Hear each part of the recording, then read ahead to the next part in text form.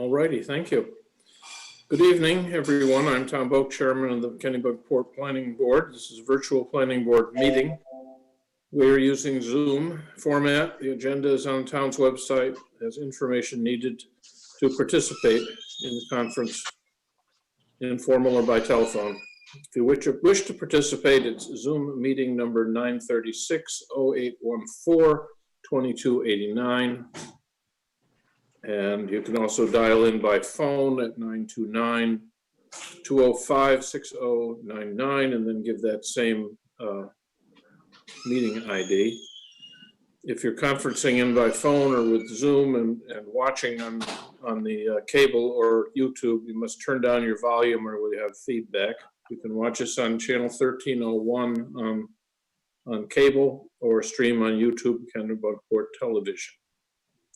During the meeting, only the planning board and current participant will be selected to the board to be on screen with audio connected. Other participants will be blacked out and audio muted, except when the board solicits public input. I ask the public to take turns when talking.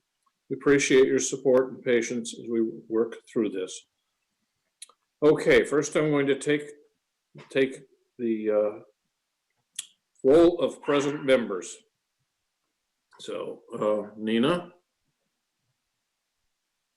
I see you. You're muted, but okay. Nina is here. Ed? Here. Okay. Let's see, Larry? Here. Okay. Oh, with a picture even. Yeah. Okay. George? Here. And John? Here. So we got a full house again. Super. Scott. Okay. Now, the first order of business is to approve the minutes of the last meeting. So they looked good to me. Does anybody have a motion or anything on these or corrections or anything? I move to approve the minutes. Second. Okay. Okay, so I'm going to call the roll again. I'm in favor. Nina? In favor. Scott? In favor. Ed? In favor. Larry? In favor. Okay, thank you. George and John, you guys, once again, are here as our backup team, but okay. So the first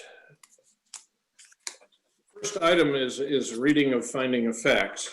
So the first item on the agenda is simply at the last meeting we approved the Carol and Kevin Regan's Graham Associates Architects site plan review for number 9 Sunset Lane.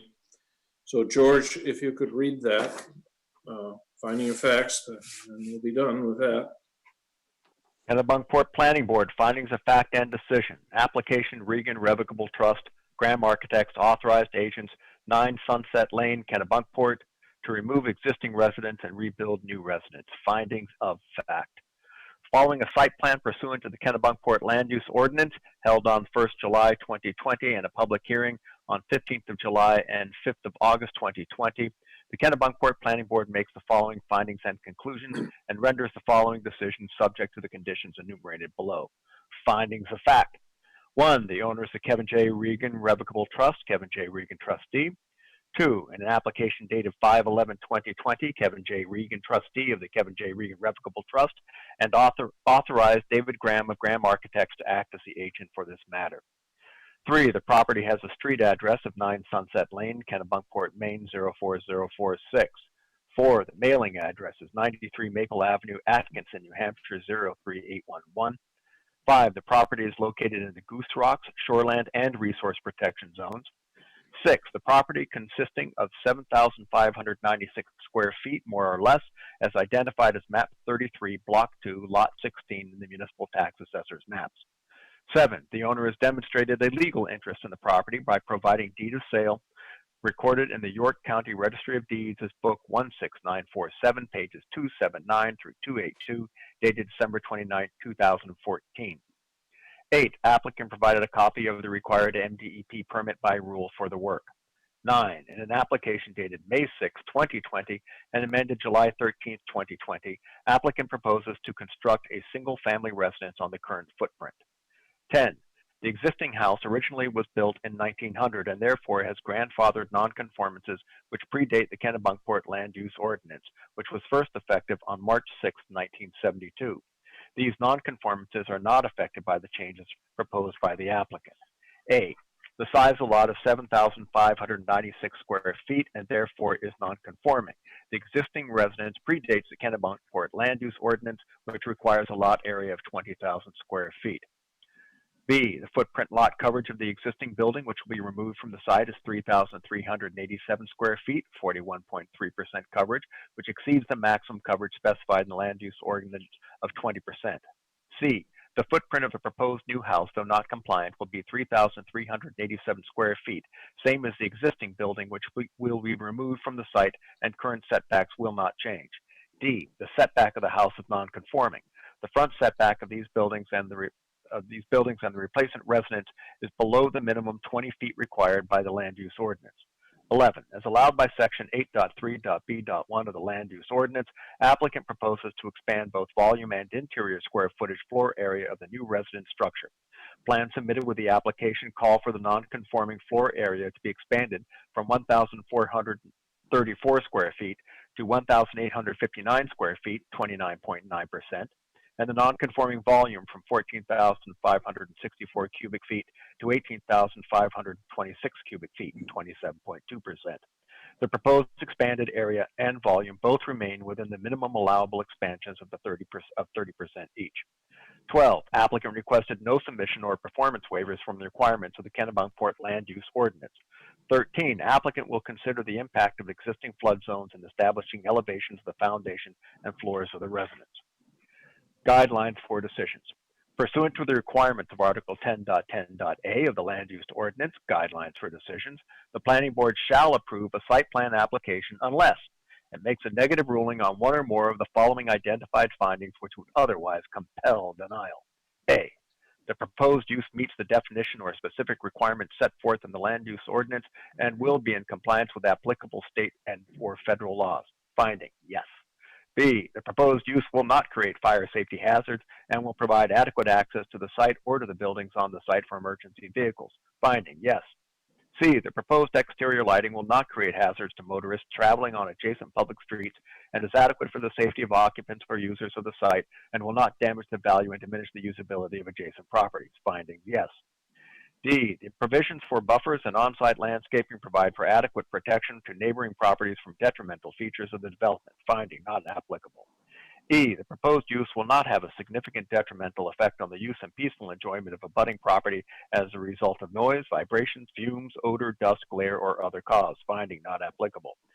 F, the provisions for vehicular loading and unloading and parking and for vehicular and pedestrian circulation on the site and onto adjacent public streets will not create hazards to safety. Finding, yes.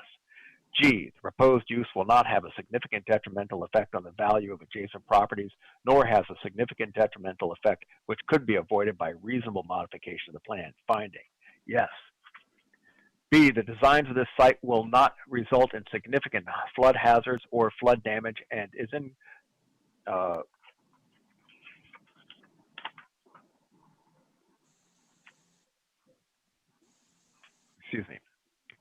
compliance with applicable flood hazard protection requirements. Finding, yes. Adequate provision has been made for the disposal of wastewater or solid waste and for the prevention of ground or surface water contamination. Finding, yes. Adequate provision has been made to control erosion or sedimentation. Finding, not applicable.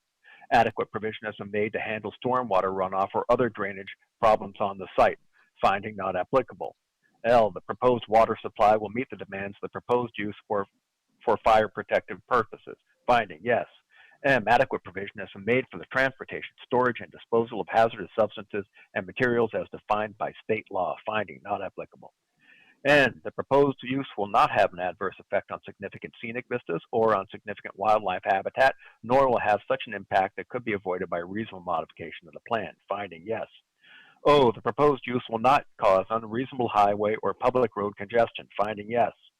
P, existing off-site ways and traffic facilities can safely and conveniently accommodate the increased traffic generated by the development as far away from the development as the effects of the development can be traced with reasonable accuracy. Finding yes. When a proposed development will be located in the shoreland zone or resource protection zone, in addition to the requirements of the Kennebunkport Land Use Ordinance, Article 10, the town-wide regulations in Article 6, the performance standards for specific activities and land uses in Article 7, approval for the development will also require that the board makes positive findings based on the information presented that the proposed use. A, will maintain safe and healthful conditions. Finding yes. B, will not result in water pollution, erosion, or sedimentation to surface waters. Finding yes. C, will adequately provide for the disposal of all wastewater. Not applicable. D, will not have an adverse effect on spawning grounds, fish, aquatic life, bird, or other wildlife habitat. Yes. Comment, the applicant will include appropriate measures to minimize incidents of bird strikes on windows. E, will conserve shore cover and visual as well as actual points of access to inland and coastal waters. Finding yes.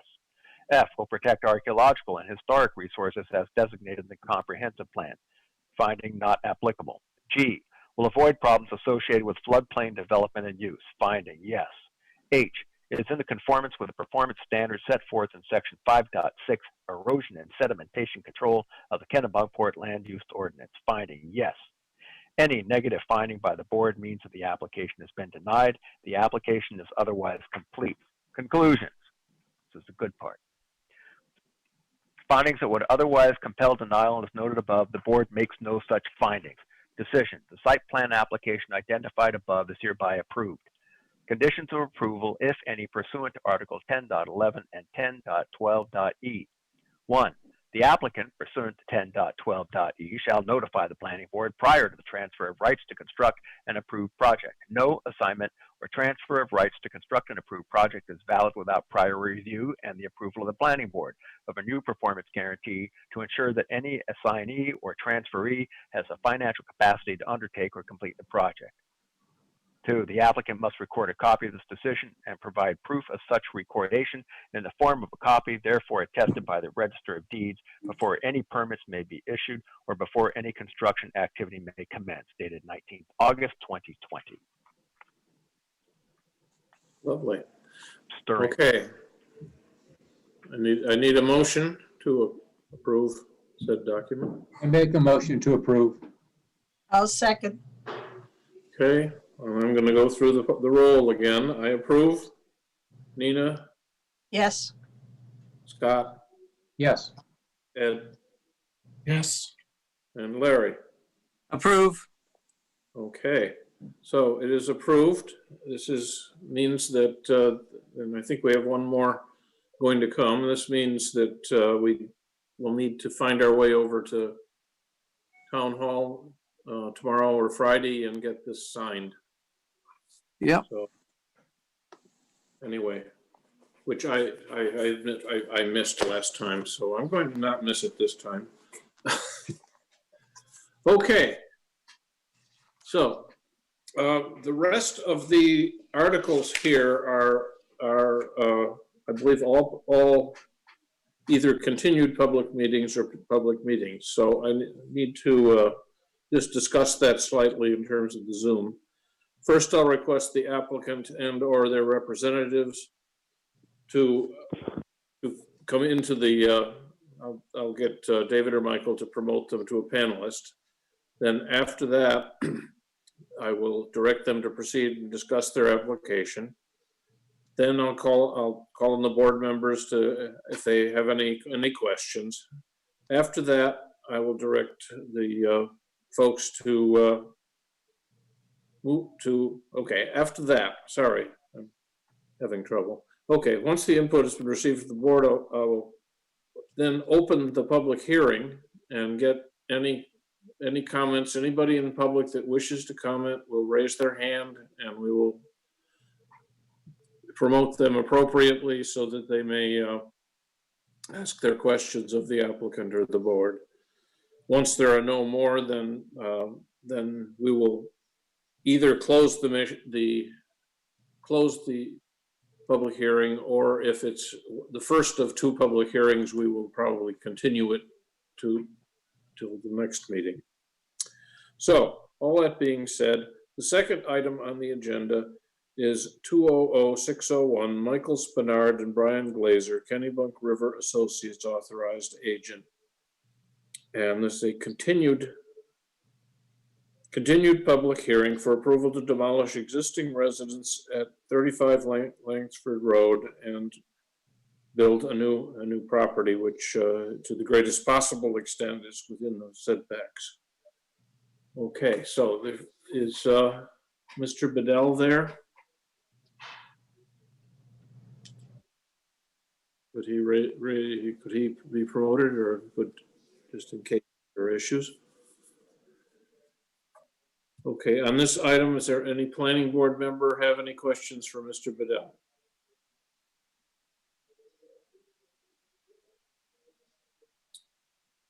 I see none. So I guess I will reopen. This is a continued public hearing, so I will reopen the public hearing.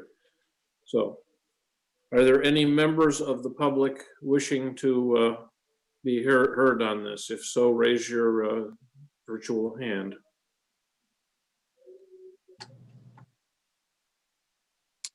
Okay, in that case, I will close the public hearing, and I guess I will accept a motion at this point perhaps from Nina. Who is the Well, I case? move that we approve the application. Okay, I second it. So now, once again, I'm going to go through this is for the approval of this, and Nina approves. I assume she just did. Scott? I approve. Ed? Yes. Larry? I approve. Okay, so Nina, I believe you have a very nice finding of facts to read. I do. I hope my voice keeps going with it. Kennebunkport Planning Board findings of fact and decision for the application of Michael Spinard and Brian Glazer at 35 Langsford Road, Cape Porpoise, Maine. Following site plan reviews pursuant to the Kennebunkport Land Use Ordinance held on July 15, 2020, and a public hearing held on August 5th and continued on August 19, 2020. The Kennebunkport Planning Board makes the following findings of fact and conclusions and renders the following decisions subject to the conditions enumerated below. The findings of fact are as follows. The owners of record are Michael Spinard and Brian Glazer with a mailing address of 50 Elm Street, Andover, Mass. 01810. The applicant is Michael Bendel, Kennebunk River Architects, that's the applicant, with a mailing address of 1662 Post Road, Suite B6, Wells, Maine, 04090. The owner of record authorized applicant to act on their behalf in this matter. The property has a street address of 35 Langsford Road, Kennebunkport, Maine. The property is identified as map 21, block 11, lot 22 on the municipal tax assessor's maps. The property is located in the Cape Porpoise West Zone, Shoreland Protection Zone, and the Resource Protection Zone. On behalf of the owner, the applicant demonstrated a legal interest in the property by providing a warranty deed for the property recorded in the York County Registry of Deeds, Book 16512, pages 124 to 125, on January 18th, 2013. Applicant has applied for a required MDEP permit by rule for the work. The property comprises approximately 0.31 acres, 11,293 square feet, per information provided by the applicant, and is therefore non-conforming.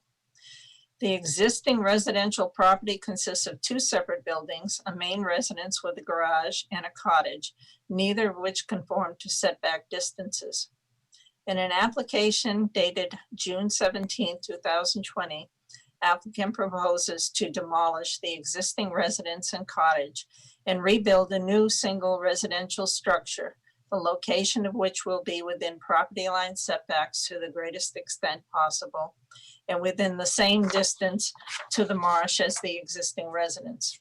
Under section 8.3.B.1 of the LUO, the applicant proposes to expand both volume and interior square footage floor area of the new consolidated residence structure. The proposed expanded area and volume both remain within the maximum allowable expansions of 30% each. The total existing interior surface area of both buildings is 2,277 square feet, and the proposed interior surface area will be 2,449 square feet, an increase of 7.6%. The total existing interior volume is 20,978.2 cubic feet, and the proposed interior volume will be 23,473 cubic feet, an increase of about 12%. The existing lot coverage is 28.58%. The proposed lot coverage will be reduced to 23.72%, making it less non-conforming. There is a sewer easement on the property. The owners will take ownership of the sewer pump and relocate the easement to a location on the property as agreed upon by the property owner and the town. Applicant requested no submission of performance waivers from the requirements of the Kennebunkport land use ordinance.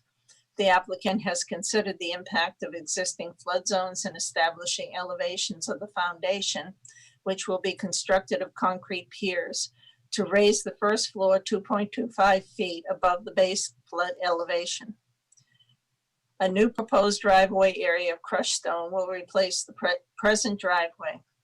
There is an easement on an abutter's property to the south, map 21, block 11, lot 21, that was recorded for maintenance of the owner's existing garage. It is suggested that with the new proposed structure, there is no longer a need for this easement and it could be extinguished. Pursuant to the requirements of Article 1010A of the Land Use Ordinance, Guidelines for Decisions, the Planning Board shall approve a site plan application unless it makes a negative ruling on one or more of the following identified findings, which would otherwise compel denial. 1, the proposed use meets the definition of specific requirements set forth in the Land Use Ordinance and will be in compliance with applicable state or federal law. Yes.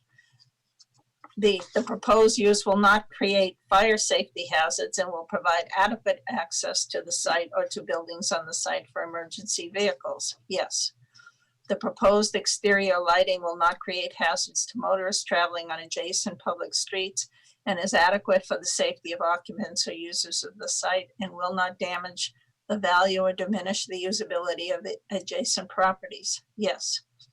The provisions for buffers and on-site landscaping provide for adequate protection to neighboring properties from detrimental features of the development. Yes. The proposed use will not have a significant detrimental effect on use and peaceful enjoyment of abutting property as a result of noise, vibrations, fumes, odor, dust, glare, or other cause. Yes.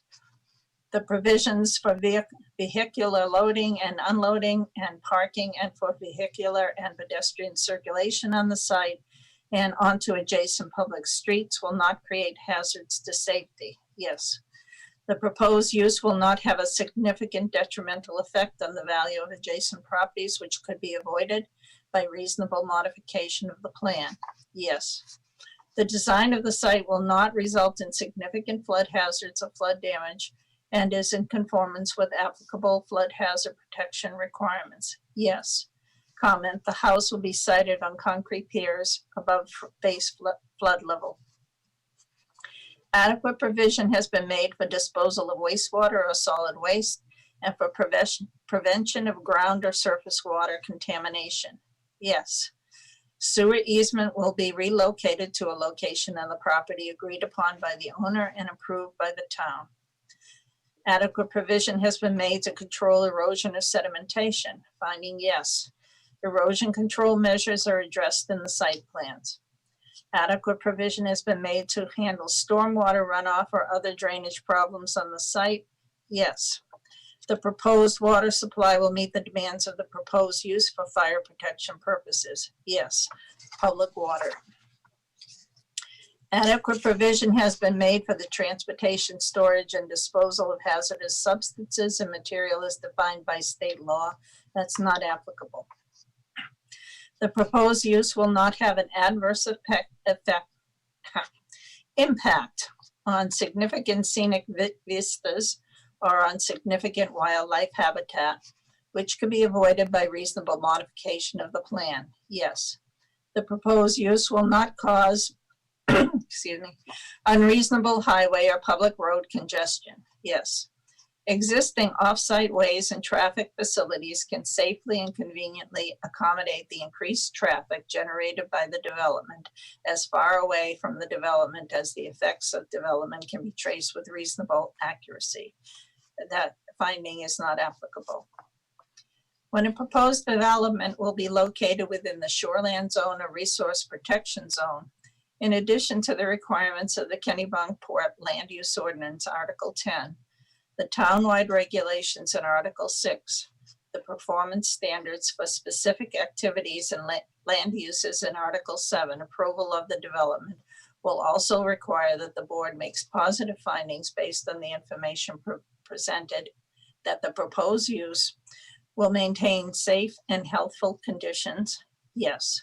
Will not result in water pollution, erosion, or sedimentation to surface waters. Yes. Will adequately provide for the disposal of all wastewater? Yes. Will not have an adverse impact on spawning grounds, fish, aquatic life, bird, or other wildlife habitat? Yes. Comment. The applicant will include appropriate measures to minimize incidents of bird strikes on windows.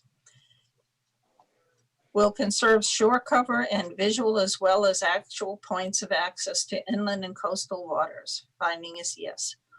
Will protect archaeological and historical resources as designated in the comprehensive plan. That's not applicable.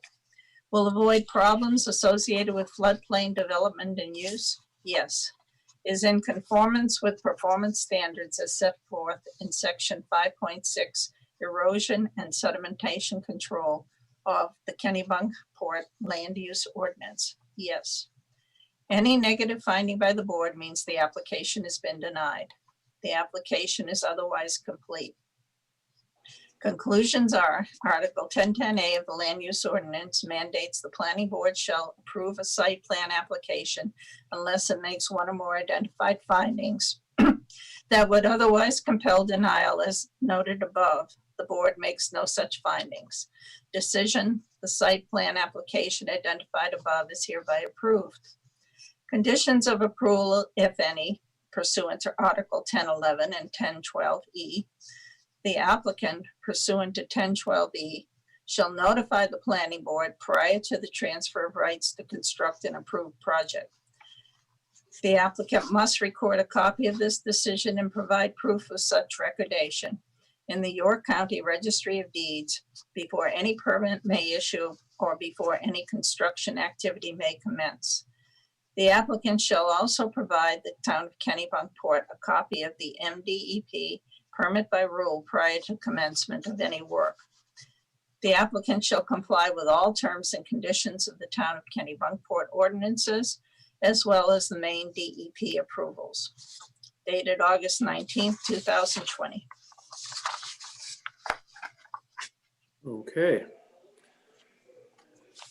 So, any comments on that, or shall we get it approved? I move the board approve the findings as read. Second. Okay, so we're going to go through the infamous list. Nina, Approve. Larry, Approve. John? No, not John. I'm sorry. Scott? Approve. Okay, and I approve. Ed, did I say you? I approve. All right, I got to use my little list. All right, well, it's approved. And Mike, we're going to all go over to the town hall and sign it in the next couple of days. So you can talk to Lisa as to when you can pick it up and run it over to the registry of deeds. I have a question. Is Lisa a notary? She is, yes. Okay, Yes, so she's the one who notarizes your all signatures whenever, after the findings are completed. yeah, I was concerned about that because a notary should be present when you're signing. Yep, yeah, she's the one that observes your signatures whenever you do them.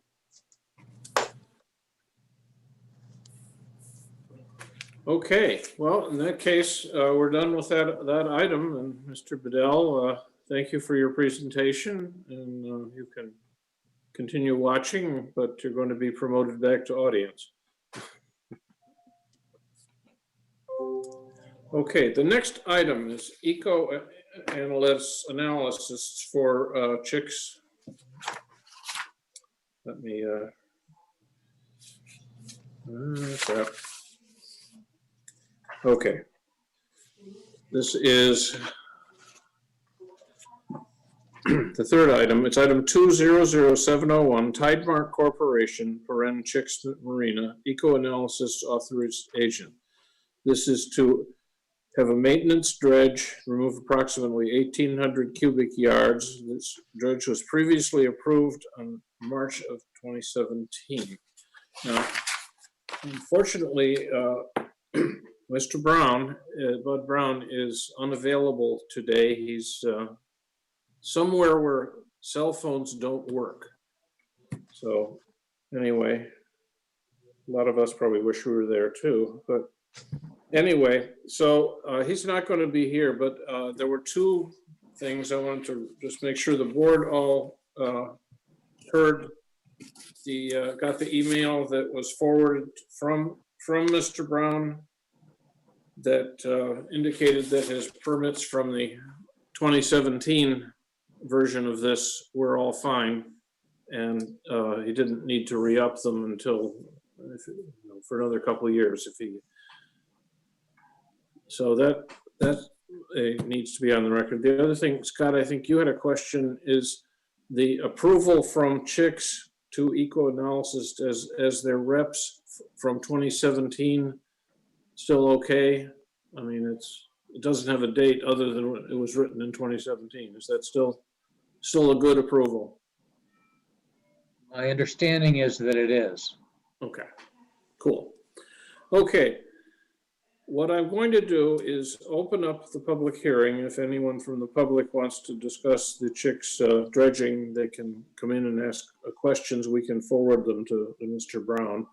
And that way we'll have the second public hearing when Mr. Brown can be here.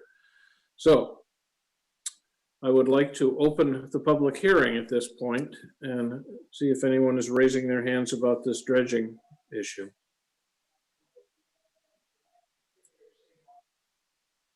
Okay, so I'm going to ask for a motion to continue the public hearing until the next meeting, which is what, September something. So moved, be September 2nd, I think. Yeah, I think you're right. Correct. Second? I'll second it. Okay, so let me. So, okay, Nina. Approve. Okay, Scott, Approve. Ed, Approve. Larry. Approve. Okay, so we are continuing the public hearing to the next meeting.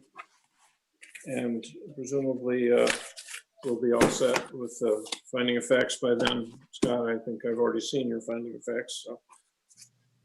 Okay, that brings us to the third item, and the fourth item.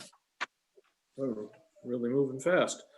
on the agenda, item 200702, Aaron and Emily Cooper, Walsh Engineering Authorized Agent.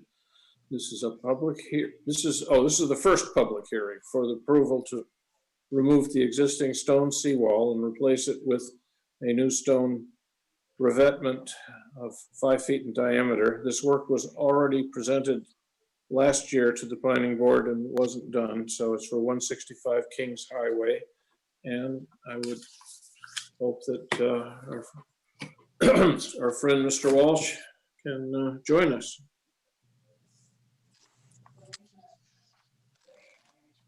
Is Mr. Walsh there? Okay, thank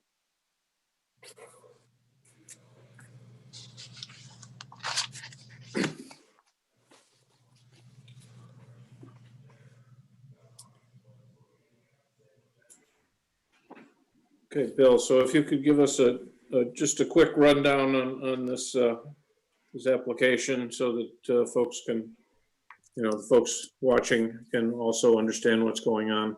Absolutely. Thank you, Mr. Chairman. As you said, Bill Walsh with Walsh Engineering. I'm going to try to share my screen. Whoop, if you can enable me to share my screen, I can show some graphics.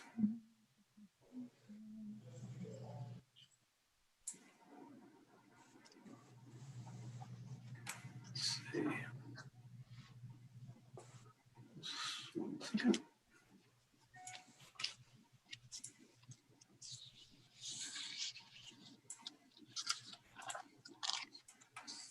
All right. Can we see that? Yes. Yep. Perfect. So as you said, I'm representing Aaron and Emily Cooper as the trustees of the Emily Cooper Revocable Trust Agreement. Their house is at 165 Kings Highway on Goose Rocks Beach, and it's probably, I'm going to say, halfway in between Dyke Road and the Batson River. The project is the property is a 0.28 acre parcel, and it's located in the Goose Rocks Resource Protection and Shoreland zones. And as you said, the property was previously approved by the planning board back in February of 2019. And at that time, the Coopers decided not to proceed with the revetment reconstruction, but have come back around and decided that they would like to move forward after seeing the nor'easters that we had this March and sort of the dislocation of a lot of the seawall that they're seeing in front of their homes. So this is a site plan looking down at the top of it. This is the Cooper's residence here up at the top. Their existing seawall, which you all know runs all the way along or pretty much all of Goose Rocks Beach, passes by their property. If you look at it from the beach, which I actually have to pull that photo on there. This is the Cooper's home in the background, and this is their seawall. This was after one of the, not the nor'easters this year, but a couple years ago. And you can see what happens here is some of these stones in the Cooper seawall really are just too small. They're not large enough to handle the storms that come in. There's kind of a gap in the islands out on the Goose Rocks, I guess, that are out in the sea, out a little ways. And if the nor'easter hits right the right way, it beats pretty hard on the Cooper's seawall. So these stones are, you can see this one right here, for example, is kind of hanging over. That's what happens here. We've determined that these stone sizes just can't handle the force of the waves that are hitting it. I'm sorry, Bill, which one are you pointing to? If you look at this one right here, I don't know if you can see it very well. I might be able to zoom in on it. We're not seeing your I'm not screen. sure we're looking at the same Yeah. picture. Oh, Bill, I'm we're sorry. only seeing your section drawing right now. Oh, Must be a I'm different- sorry. Must be a different tab. Yep, it's a photo. Hold on 1 second. I'm gonna stop sharing. I'm sorry about that. I'm pointing No at it. Made sense to me. Let's see. Try this. Oh, you see that photo now? Yes. Yes, thank Yep. you. So this is the sort of stones you can see they're dislodged kind of throughout the seawall area right here. Some of them sort of are hangers, if you will, that hang up there, just being left as the storms pass.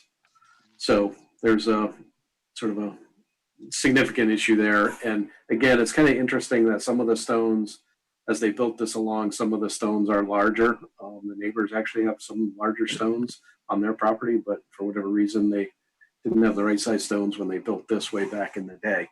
So the idea here is to actually, I'm going to switch back to the other screen real quickly.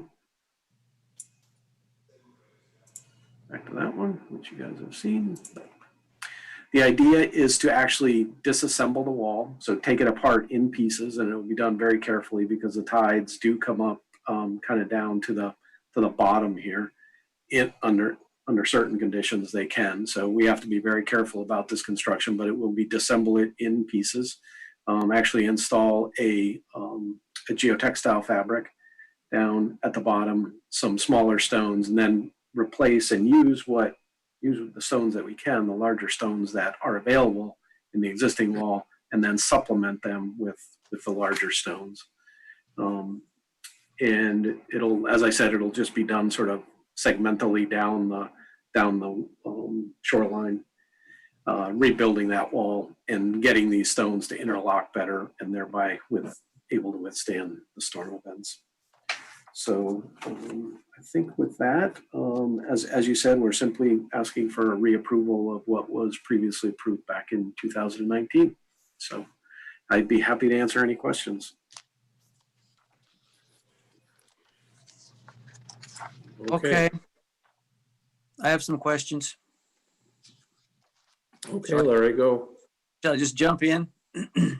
Yes, please. Okay, I appreciate that presentation, Mr. Walsh. So as I was going through your application this time, I had several comments. Let me just go through them one by one.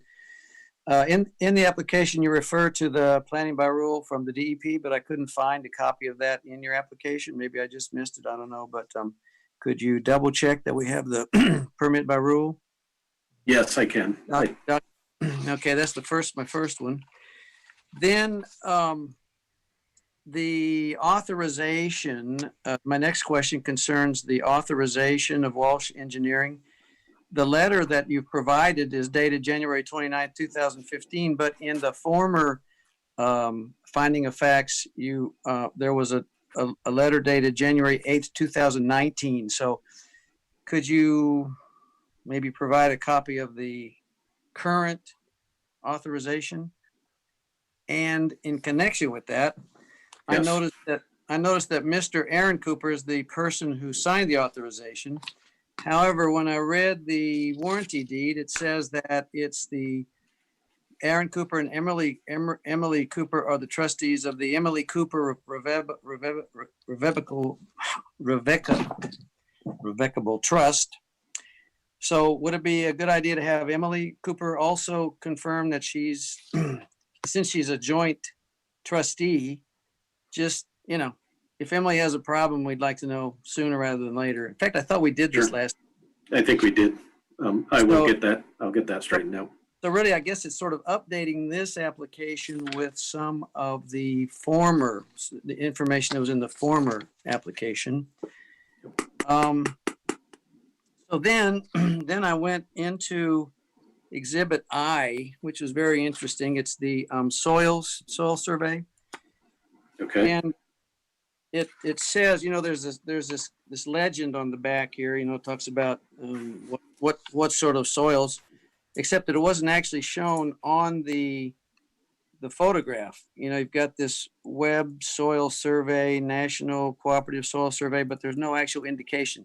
I mean, the implication is that it's all going to be sandy, right? I mean, you think it's going to be sandy, but I know in this environment, you could have some clays, and that could actually affect the usefulness of your geotextile. Anyway, so I'm just asking, could you double check whether the soils, you want sandy soils if you're going to have a geotextile liner, are going to be compatible with your design? Just, maybe take a double look at your soil, your soils there, because I didn't see any indication.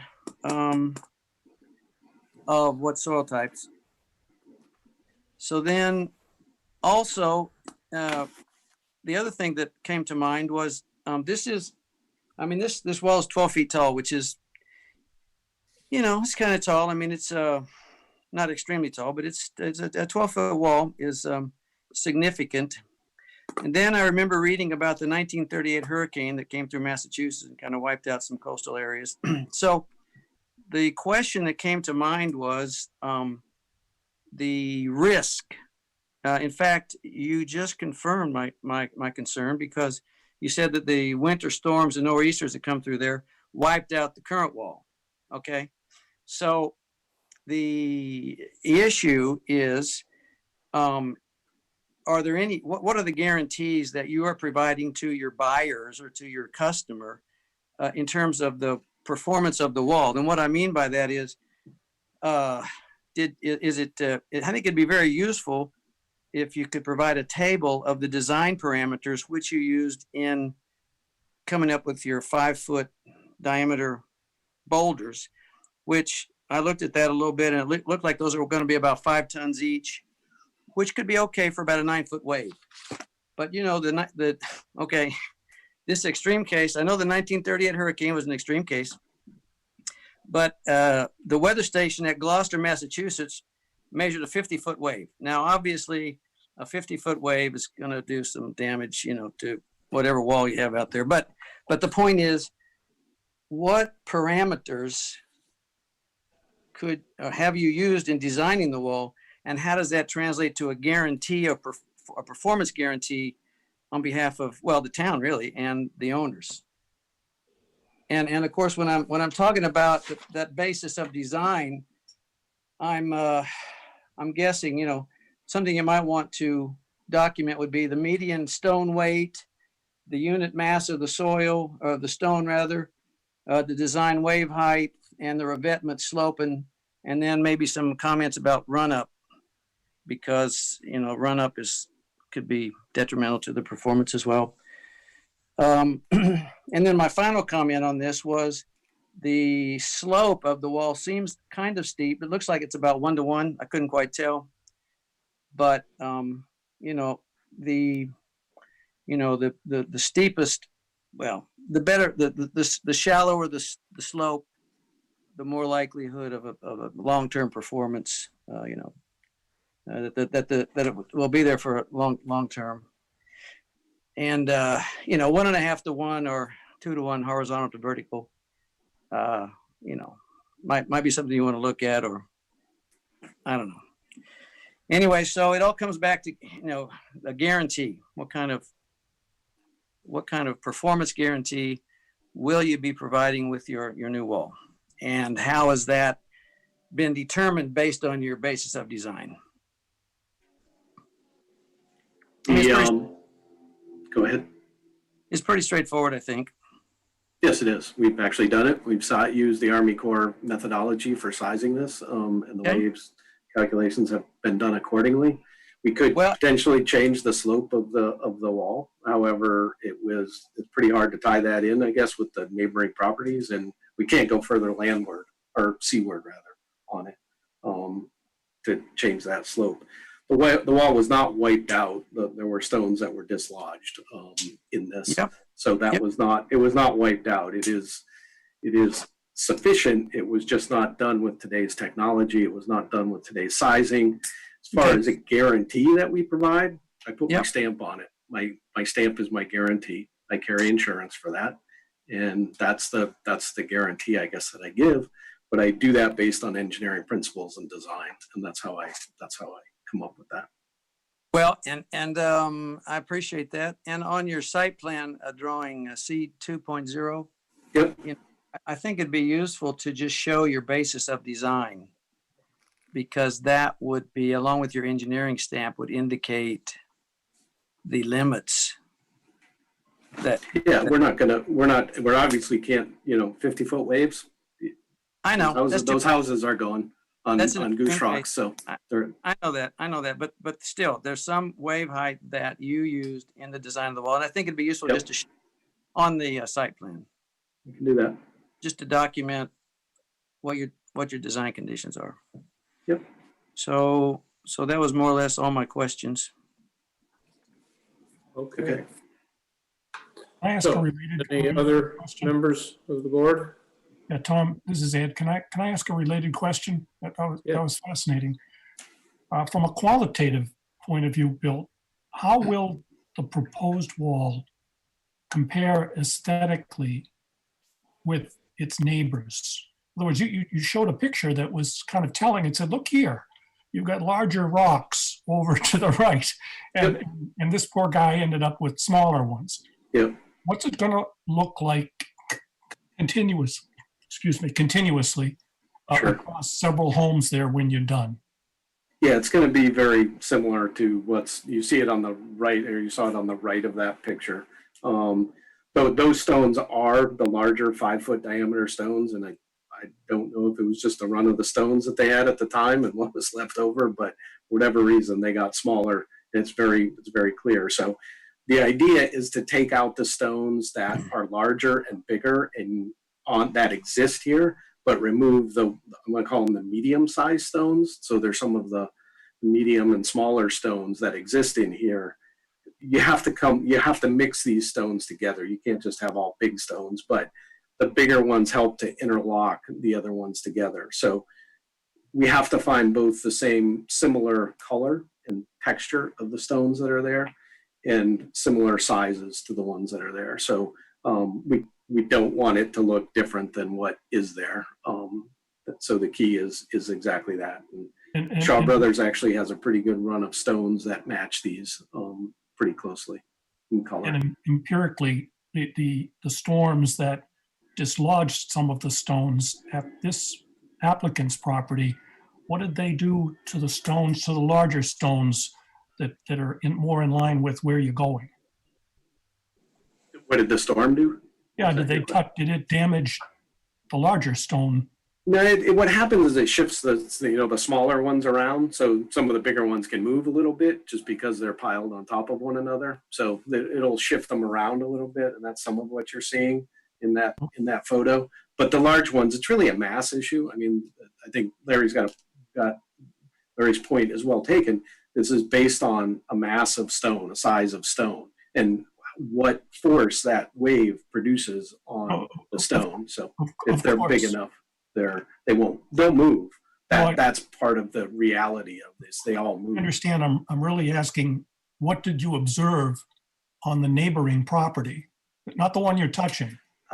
They had some movement, but it just wasn't to the extent. It wasn't to the same extent. It's more in line with what you're predicting. Yes, exactly. Yep. Sounds good. Thanks very much. Yeah, sure. I have a question.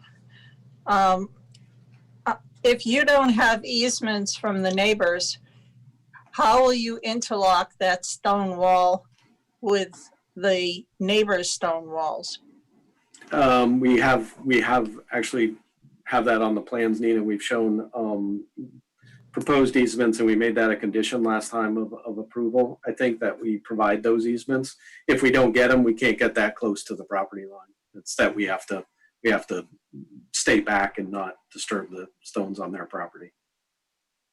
On the line. If you can't interlock with the neighboring property, that makes your wall a little bit weaker. And I've had a beach house with that kind of stone wall on it. And I can tell you, no matter how large a stone you put in there, they're going to move. They're going to move with tides coming in, especially storm surges. So I'm assuming that you're ready for some settlement and some movement the way you'll put them in. But Absolutely. The problem is, are they gonna move more if you can't interlock them with the neighbor's walls? Well, we have to interlock them at some place. Even if we get 15 feet, we're interlocking them at some point. So it's just where we can, do it, I guess is the way to put it. And it's not like these stones just stop. Like they're not right at the property line. They're big to smaller. They transition. The majority of them sort of get smaller as you get onto the Cooper's property. Right. And just one last comment. for Larry, if a 50-foot wave comes in, there isn't going to be a Goose Rocks beach. I'm aware That's of that. lowlands there. And I just mentioned that just to indicate that, there's a future storm that could cause a lot of damage, and I Yeah. can't assess what that storm is going to be. But if Mr. Walsh documented his basis of design, including his wave height that he used, then that would be a indication, of any conditions beyond that is going to, damage the wall. Yeah. And it'd be good to know what those conditions are, I think. Yep. We have, I have this issue on every seawall that I do. And, Yep. people sure. say, is it going to last? And I say, well, Depends. If you get Superstorm Sandy, it's probably That's it's not gonna be there, and your house might be in danger too. But we designed it for a 100-year storm event, essentially. Yeah, that would be wonderful. If you could document the drawing C 2.0, I'd appreciate that. Okay. Thank you. Bill, can I ask you a question? Sure. So just to clarify, you do have an easement on either side, or you don't? We don't. The Coopers have, I believe, have spoken to their neighbors, and they're willing to provide, I think, the easements. But if they haven't, they will, and they'll get that before they go to construction. And if they don't get them, then we can't travel onto that close. We'd have to actually set back from the property line. I guess to Nina's point, we'd have to set back, probably 8 or 10 feet from the property line. So Thank you. that would be we had that as a condition of approval last time, right? Correct. Yeah. Yeah. We'll retain that condition. That would be great. Yep. If you have to stay back from the property lines, that water's going to come in behind those stones. Yeah, Yep. It's going to happen regardless, I guess, whether, like I said, whether we're on So Cooper's property it or. would behoove the neighbors to approve it, really. Yes. Oh, yeah. Yeah. Oh, yeah. Yep, absolutely. Okay, so any more questions from the board?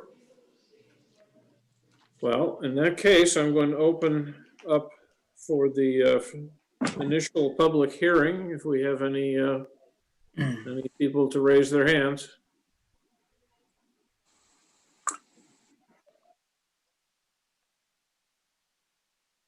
Okay, go for it.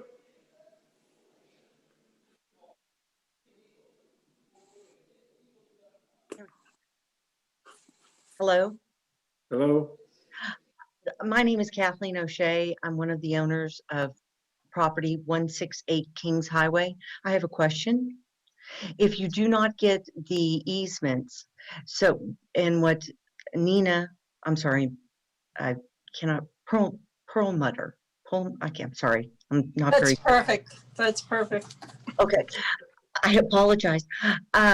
If you do not get the easement from the neighbors, will the water go behind the rocks where your client's house is as secure because of the lining that's underneath? And then the houses on either side do not have lining underneath.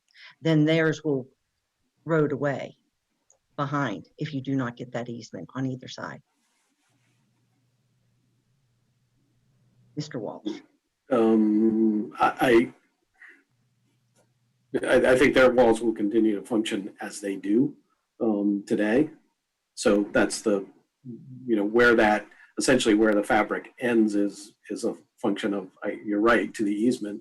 But even if you go, a few feet onto their property, it ends at some point. So there is a different situation for sure. I believe our approval was contingent upon getting the easements. Right. So if you don't get the easements, you don't get a building permit, right, Werner?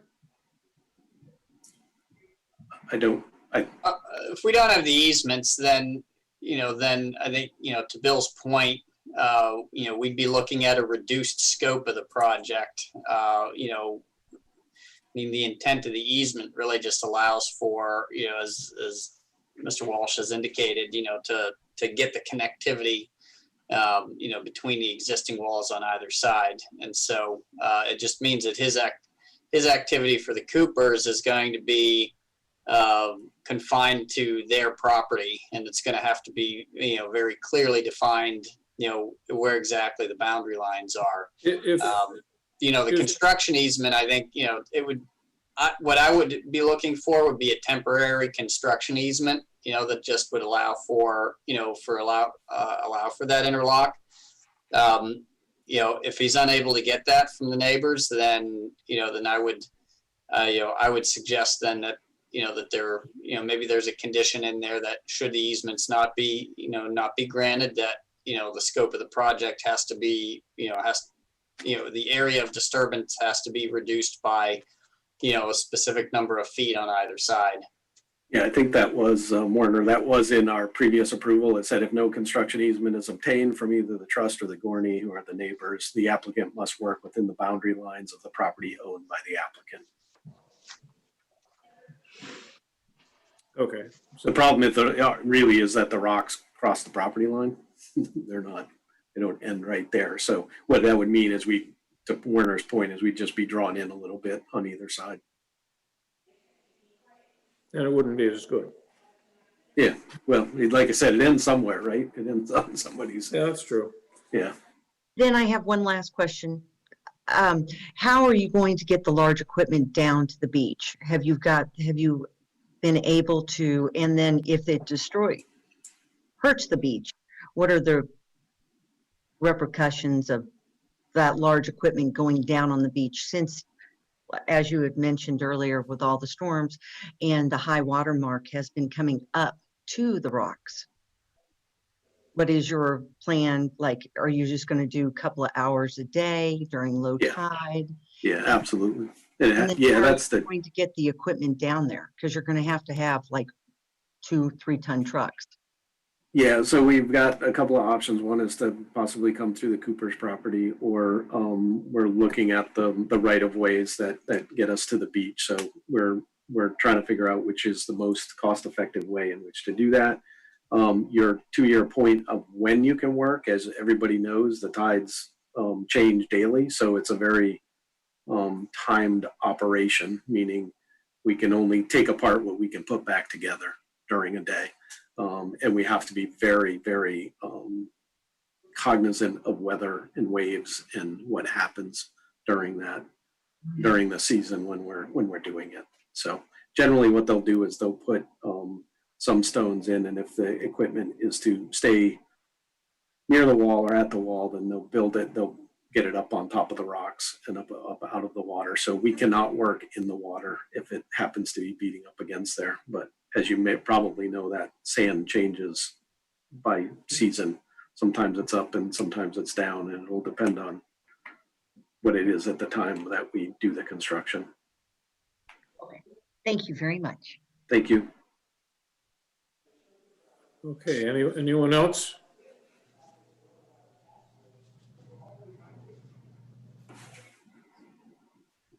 Cool. Okay, so I'll take a motion to continue the public hearing to next time. I'll make a motion to continue the public hearing. I'll second the motion to continue the public hearing. Okay, so I'm in favor of continuing it. Nina, Yes, approved. Yes. Ed, In favor? Larry. In favor? Okay, And before we leave this topic, Mr. Walsh, I've got the finding of facts kind of roughed in, but I really do need the feedback, that we talked about, the Yes. clarifications today, before I can Yes. finish. All right, thank Yep. you. Thank you. Thank you. all right. That brings us to the final item, which is Seaside Hotel Associates, DBA Nonantum Resort. Site plan review, a public hearing, which is continued from it's not a continued public hearing. It's a public hearing on something that was presented to us at our last meeting before we stopped having them in person. So it's for approval to add a new roof over an existing deck, include stairs to an open-air deck near the existing in-ground pool, as well as add a concrete apron to the existing apron at one end of the pool, 95 Ocean Ave. And George Lichty is our case manager, and for now, I would like to hear from Tina if she's there. Tina. Thank you. You can throw off Mr. Walsh too. Bye-bye, Bill.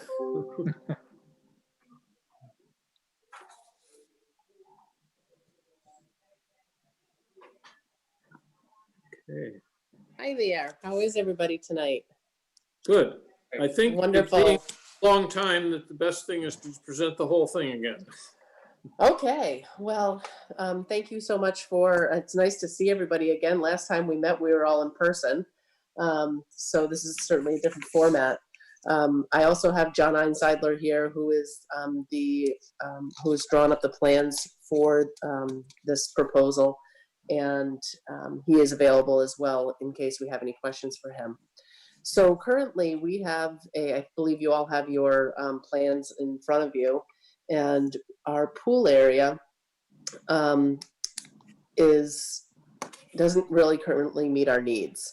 And so we're asking to expand the pool area and include and install a deck over an existing platform to be able to better suit our needs.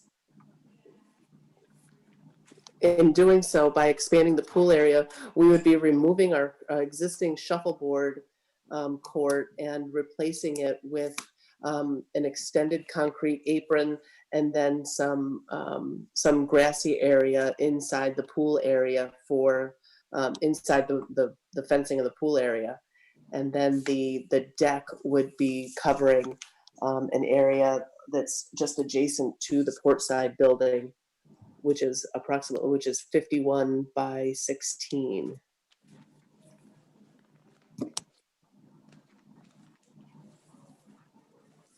You happen to have it so you could project it for the people? I don't. Warner, do you have it so that you could do a screen share? Or John? I mean, I have the plans right. I have the plans right here, but I don't think that would be very helpful. If John has it available, I can pull it up, but I'd be pulling it through the website. So if John has it readily, that may be quicker, but if not, I can certainly pull it up through the website. Oops. Let's see what I can do. I have it on here, but I'm not sure how to share it. So you just do a screen share. Can you allow him to share screen, please? It's not there.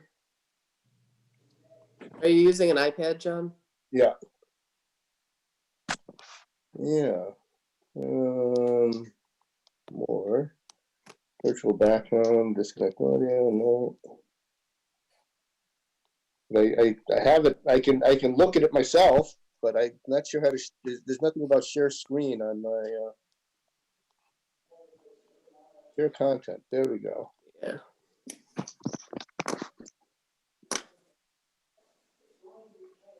Yeah. So if you're not able to get it, I can project what's on the town website. I guess I have to put it in my photos and then I can do it.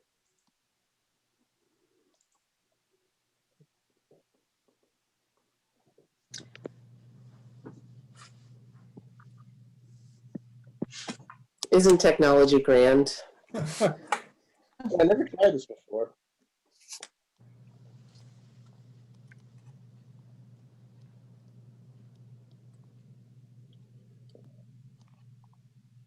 Once I print.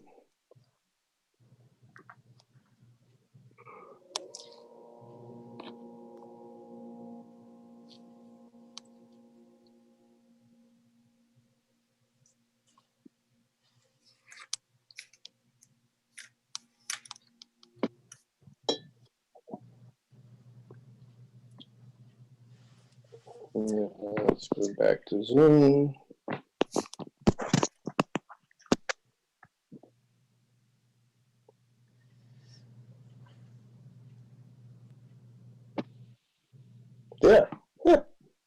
there we go. There it is. Okay, so let's see. So basically, we're going to remove the shuffleboard court that's existing, and then add less than we're taking out from the shuffleboard court is a little over 300 square feet. We're going to add concrete apron of 224 square feet, and then a retaining wall, which is worth 73 square feet. So we're reducing lot coverage, and then adding a grassy area, which will allow for larger, large. Sitting areas. Yeah, sitting areas. So that's that portion of the project. And then the other portion is to add a roof covering and more seating over the existing deck area, so there's no increase in or decrease in lot coverage.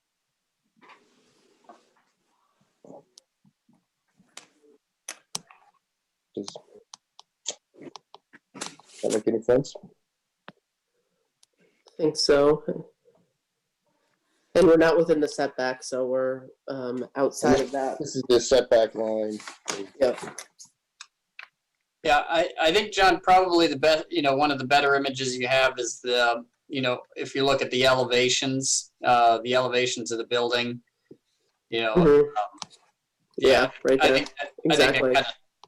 right there. I think that kind of spells it out. That's the addition of that second floor deck adjacent to the building. Which is very prescient on Tina's part, because the outdoor seating is now very valuable. It is very valuable, boy. And I gotta say, we've learned a lot about outdoor dining in the last few months, and I can't imagine, quite honestly, going back inside. So, because that's all we're doing is outdoor dining, and this certainly will, help in that future plan.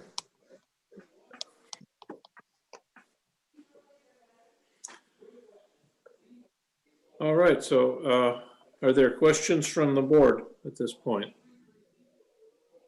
So there'll be a roof over the deck? No, well, the deck is, the roof is the deck. Okay. So there's just, as you can see from the elevation picture where John has it drawn, there'd be a staircase up along the side of the building that would basically be going up to a flat roof, and that would be the deck. And then we would just put fencing along the deck itself. Do you plan to cover the deck at any time for dining or anything like that? No, we would just put up some, umbrellas on the tables that would be up there. So Nina, could you have, I don't mean Nina, Tina, could you have seating on the deck and underneath it? We could, it'll just depend on how the layout of the kitchen goes. So Okay, because that's basically, you think of Federal Jacks, and they can do both. Mhm. Right. Yeah. And our pool area is small, so we also want to control our numbers. Again, one of the things that we've learned from COVID is, we're only supposed to have 50 people in our pool area. And so we only have 47 seats out there. So controlling numbers is, I think, going to be the name of the game moving forward, even, obviously once we get past all this. Yep. So we don't want to put too many seats in there, Scott, to answer your question. Thank you. Yes. Okay, anyone else? So this is Larry. I just had a clarification. So you're okay. So I'm a little lost on. You're going to convert an existing roof to a deck, or you're going to actually build a roof as a deck? Build a roof as a deck. Okay, so there's nothing there now. You're just going to add this structure that's going to be A roof and a deck where you're gonna have some dining services. That's correct. Okay, got you. Thank you. Of course. Okay, so George, do you have enough for starting on a finding of facts and stuff? You pretty know what's going on? I do. Seems It's pretty just a- straightforward last time. Mhm. May I ask a question, Tom? Sure.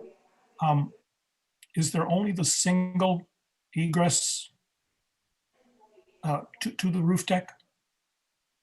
Yes. Yeah. Okay, and that's okay with the fire marshal, for example? Yeah, you meet the travel distances Thank you. and the number of people. And no diving board. A road swing. Serve them drinks before that, though. Off the plank. Okay, so are there any more questions from the board, or shall I open this up for a public hearing? Hearing none, I'll open up the public hearing. Are there any hands raised?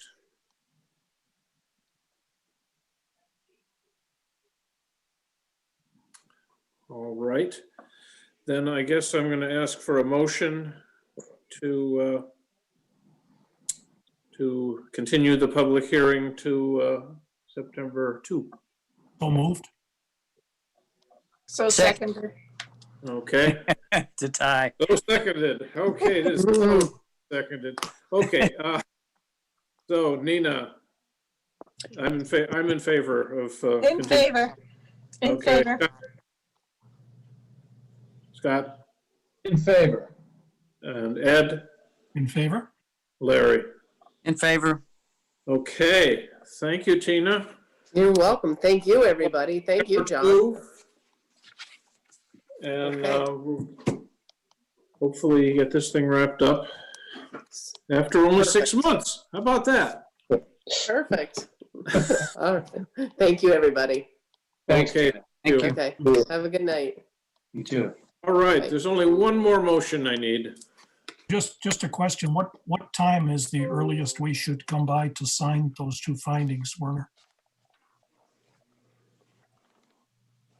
After 10 a.m.? No, so the findings will be here. They'll be available, once we open, so we're open from 8 to 4:30. Usually, showing up around lunchtime, can be a little hit and miss, having somebody in here. But I have them printed and they'll be available on the desk, right on the inside of the office whenever you come in. It's just preferable that you do it whenever Lisa's here so that she can witness your signature. Thank you, Werner. Okay.